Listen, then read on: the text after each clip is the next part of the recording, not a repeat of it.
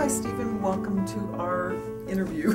Well, it's a pleasure to be with you. We're so glad that you're here. So can you tell us what is the most exciting thing that you're working on right now? Well, the most exciting thing I'm working on now is, actually there are two things. Yeah, one of them is researching into comparing approaches with the goal of matching best practice to the needs of children on the autism spectrum. So specifically what that involves is taking different approaches such as ABA, floor time, Miller method, daily life therapy, and TEACH, and looking at where these particular approaches have their strengths and how that can translate to providing for what children with autism need. That's great. I remember you wrote your dissertation on that. Yeah, I certainly now you're did. Expanding it more, right? I'm expanding the dissertation. The dissertation was the dissertation consisted of interviewing key developers of these approaches, and now I'm going to go in and do some quantitative work. Do you find certain approaches work better in different countries? I know you travel all over the world.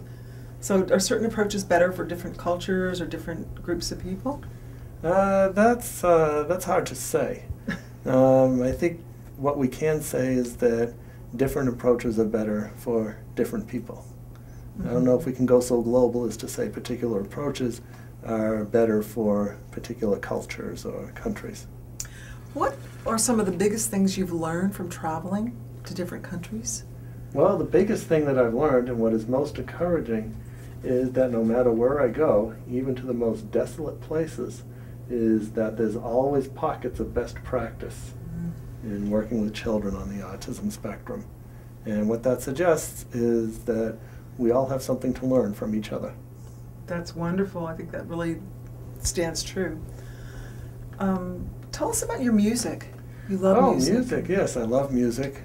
I believe music played a big role in the what we now would today call early intervention that my parents implemented, starting at age 2.5, when they were told by doctors that they had never seen a child who was so sick and recommended institutionalization. Wow. Fortunately, my parents refuted that suggestion and implemented what we would today call an intensive home-based early intervention program. Music was a large part of that. Music was on all the time. We'd sing to music, move to music, do things to music, and I think that has carried forth to today, where I specialize in giving music lessons to children on the autism spectrum. And how does that work? I mean, do kids on the autism spectrum really like music a lot? Well, it's just like everybody else. My students are all over the autism spectrum. Some are nonverbal and others talk too much. Some of them are more significantly affected, some less so. And all over the spectrum I find some students who, if they wished, they could be professional musicians. Whereas others have to work a little bit harder, and then unfortunately there are some where I just haven't quite figured out how to reach them in a way that they appreciate.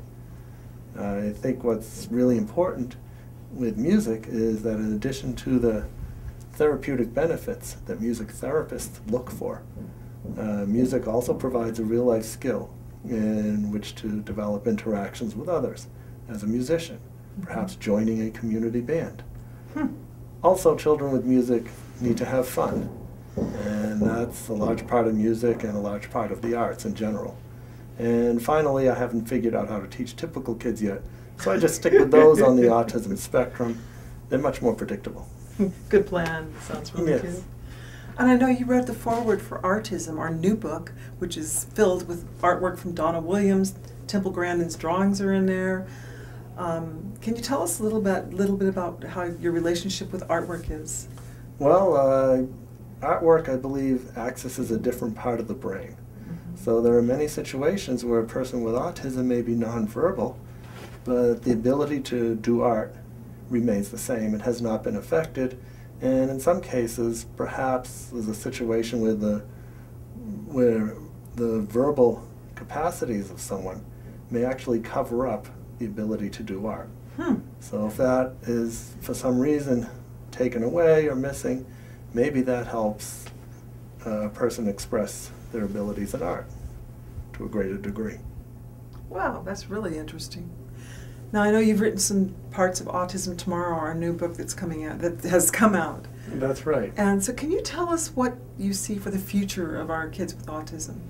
Well, what I see for the future is a continuing greater awareness of what autism is, greater awareness of the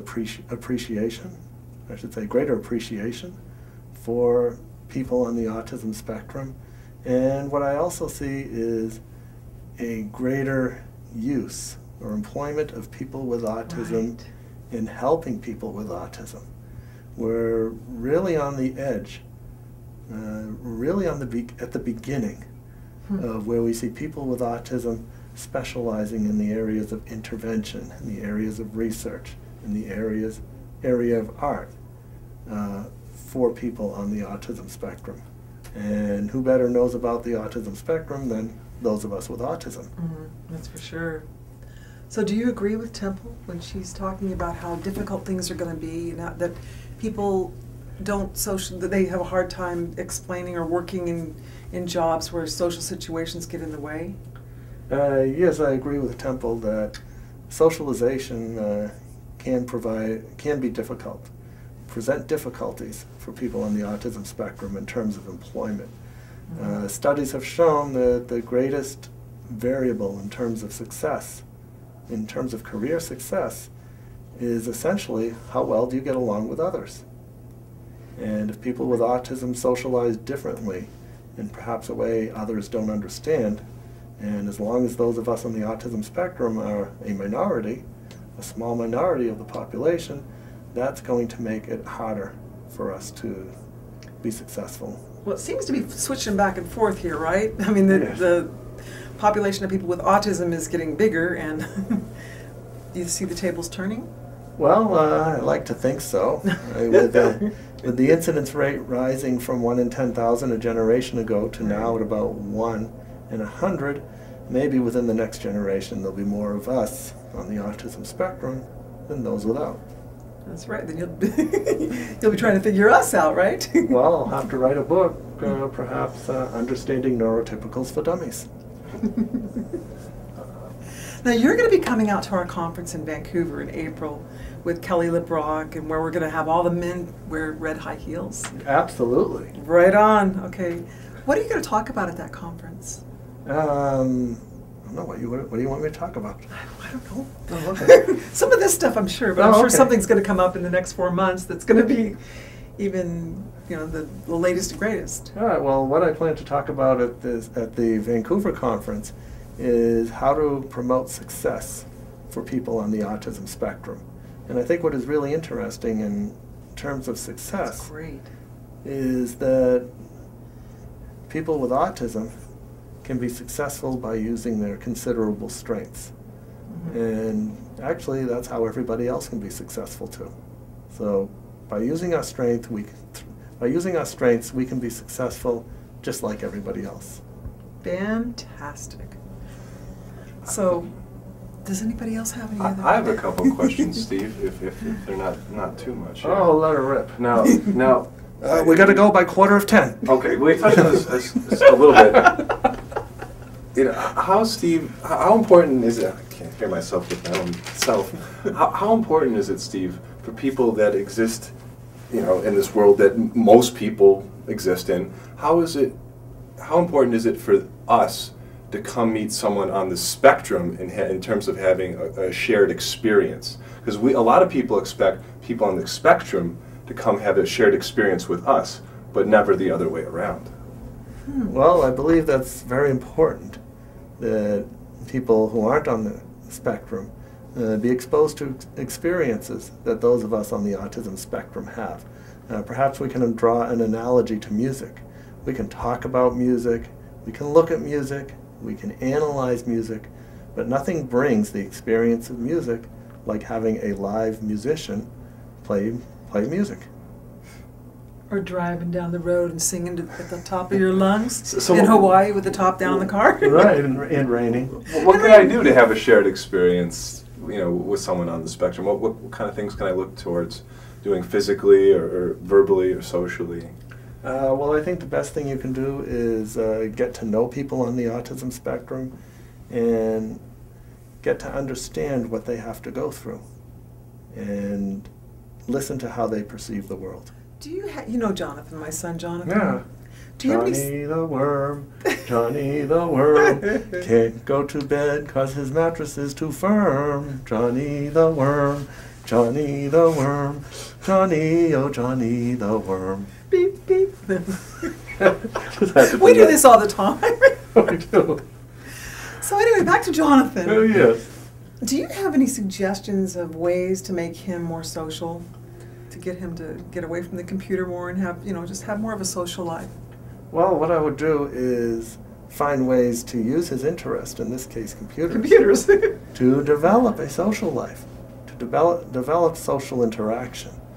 And an example of that, using a different interest, was that a couple of days ago, while I was in Los Angeles, I was called in to consult for a family of a child who had very limited verbal interaction skills. And there was a lot of confusion as to how to reach him, how to help him, how to get him to socially interact. After I spent some time with him, I noticed that he seemed to enjoy drawing lines and then coloring in between the lines. So in other words, he was doing artwork. So I asked his family what gets done with this activity. And what I found out is that the student is often difficult in school. Teachers don't know what to do with him, so they often put him in a corner with large pieces of paper and crayons and let him do his art to keep him out of people's way.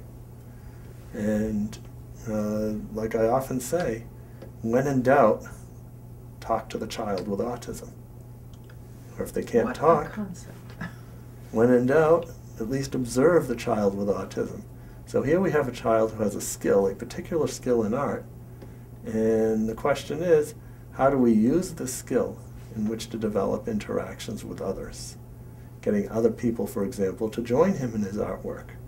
And by the end of the session, we had a person who was initially very resistant to having anyone join him in his artwork activity, to where he was asking me for crayons of particular colors.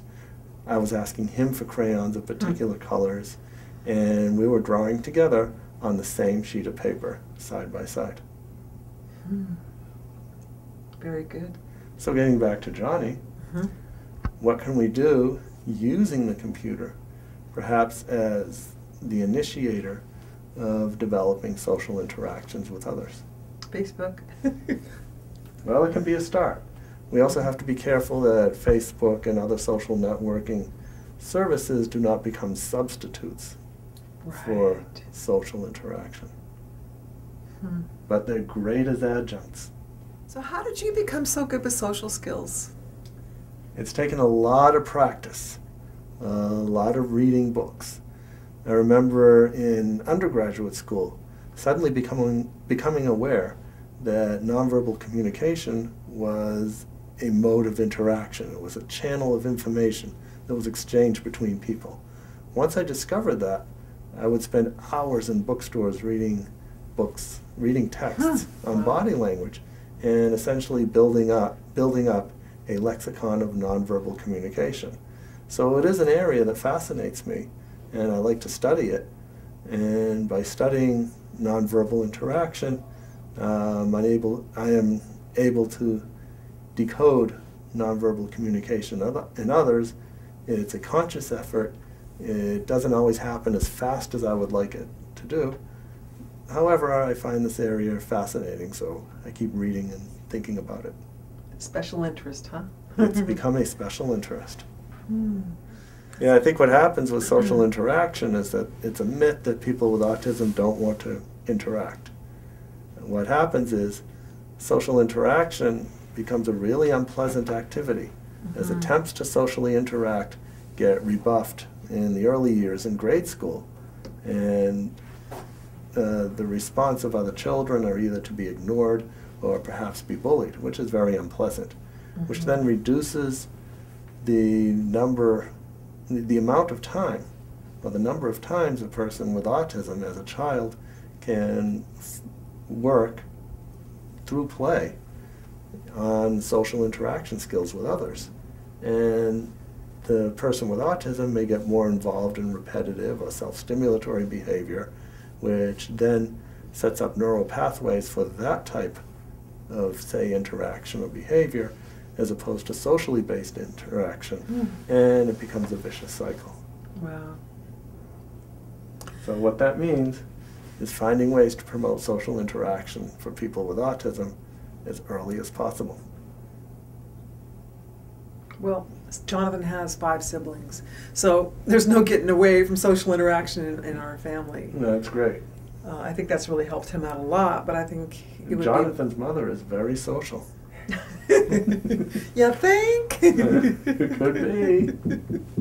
Thank you so much, Stephen. This has been very enlightening. You're going to help a lot of people out there. Thank you so much. It's my honor to be interviewed with you and to be associated with a fine organization such as Autism Today, and I know together, in collaboration, we'll do a lot of good for people on the autism spectrum and the community of humanity at large. And then hopefully one day we'll have a conference on the moon, right? Yes, that is our goal, to have a conference on the moon. That's right.